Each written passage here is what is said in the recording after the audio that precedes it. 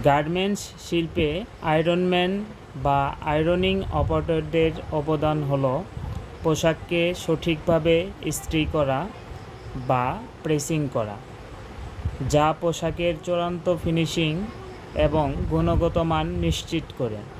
তাদের কাজের মধ্যে রয়েছে সঠিক তাপমাত্রা, চাপ এবং সময় ব্যবহার করে কাপড়ের ভাঁজ দূর করা, নির্দিষ্ট আকার দেওয়া যা পোশাককে ক্রেতার কাছে তথা সারা বিশ্বের কাছে আকর্ষণীয় করে তোলে।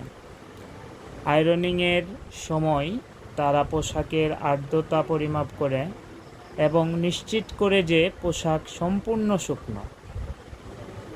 তারা বায়ারদের দেওয়া নির্দিষ্ট শর্ত ও নির্দেশাবলী অনুসরণ করে আয়রন বা প্রেসিং করে, যাতে পোশাক রপ্তানির জন্য উপযুক্ত হয়।